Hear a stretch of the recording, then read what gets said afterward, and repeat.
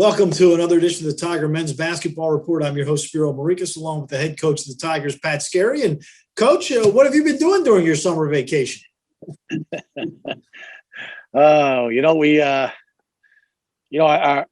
was starting to get guys back in the gym, Spiro. So that's been exciting. Like Nick Timberlake told me today, it's like Christmas, getting some guys back. So listen, the COVID thing, it's a challenge. You and I we just talked a little bit off air. We're trying to get guys get their wind back under them. And what I've been doing, we've been doing a lot of watching tape of potential prospects and been trying to work the guys out. And now we've got to get ready for the hottest team in the league and Elon. So that's been enough to keep me busy. I'm sure. Well, they've won 4 games in a row. Hunter McIntosh is an all CAA player. Even early on when they were losing to good teams and losing close. So this is a quality team that's record may not indicate that, although they've played very well over the last month. Yeah, I think to their credit, I like Mike Schraggy a lot. I consider him a friend, and he's done a very good job there. They had a couple different pauses early, which wrecked their non-conference and the start of their conference season. But now they're playing. They're the hottest team in the league. They've been 4 or 5 straight weeks of playing and practicing. So that's how you get better. You can see it. Obviously, they teach them the right way defensively, and then he has John Holmes on his staff, who was Tony Shaver's assistant for a long time at William Mary. So they run the version of the Princeton, the elbow action. They do it well, but they're good. Like McIntosh, like you said, really good. And they get 2 other guards. Ikenna, who's a grad student from Bryant, the Boston kid, very good. And then this freshman Buford has come on like gangbusters. So their perimeter is small, but lethal, quick, can score it. And then they've got a ton of bodies up front.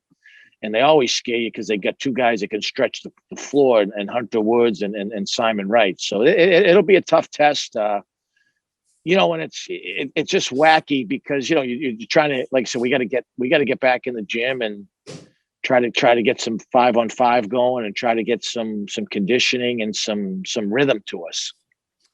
Now, the last time we saw you were beating Northeastern in your final game before being paused again, and I would say that may have been the most complete effort your team gave all season long.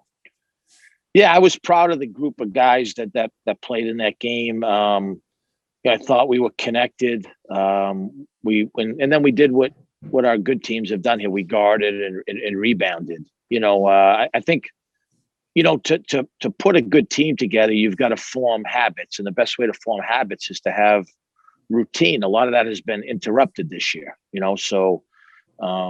But unlike any other year, you don't have to have been playing unbelievable for 4 or 5 weeks. You just got to play well for 1 weekend. Every different teams are coming off pauses. You don't know injuries. You don't know what's going on behind the scenes. So, we're going to try to control what we can control. And I am proud of the guys that they want to play. They want to play. They want to fight through stuff. They're not looking for an excuses. So I'm proud of that piece. Have they been together the whole time? I mean, we've seen teams that have decided to pack it in. You've been hit 3 different times. That's got to be tough on these young guys. It is. I think it's a credit to a lot of these guys because I asked them all, do you not want to do this? Look, and they're like, no. They said they all want to do it. And matter of fact, a couple of them had great answers. They told me, what else would we do?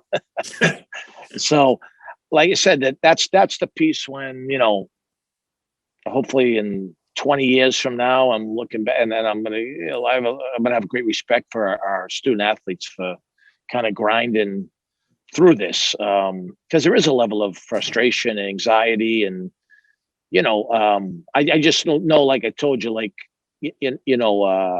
goal is to try to have a great weekend and I'm rooting for our guys. I just want to try to get them as good a shape as we can and get them to execute and see what happens. So you head this weekend down to Madison. You'll play Elon on Saturday in the first round of the tournament. What will you work on since you guys haven't been together and you're just getting together now for the first time in a while? what's going to be your focus over the next 3 or 4 days?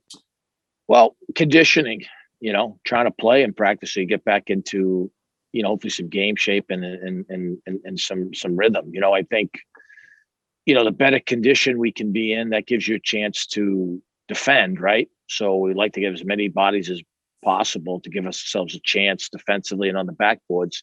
And then I think the biggest thing on offense is, it's execution, but the really when you drill down is you cannot turn the basketball over.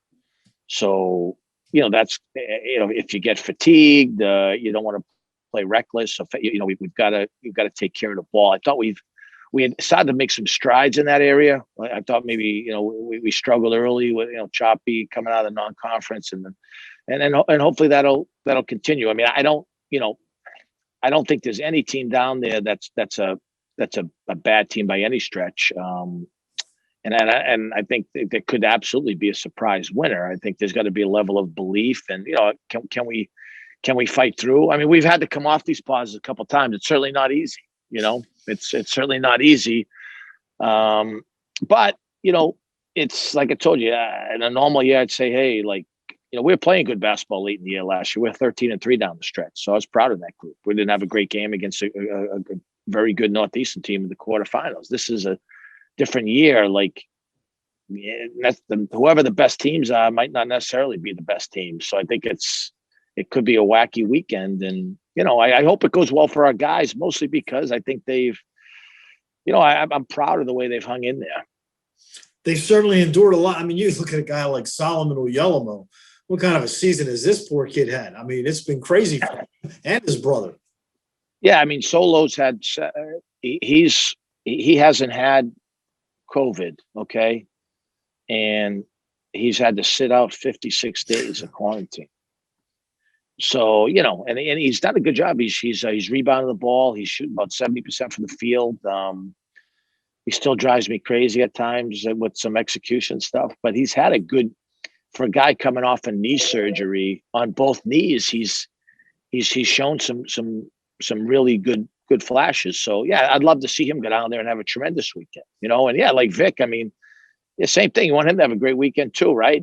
Battling back for some injuries took us a while to, get him to campus, and you want to see guys do well because they have hung in there. So there's a little bit that you're like, come on, let's make it happen. So it's just Spiro, you were with me my first year here. Yes, I was.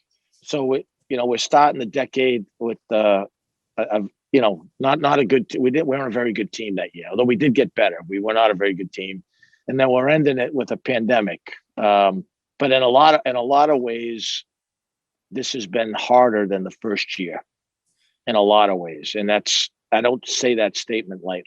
No, because I was there. I know what that year was like for you. And it certainly has been an odd season, Coach. And we appreciate all your talks during the course of the year. And hopefully we'll talk to you down in Harrisonburg and bring home a trophy.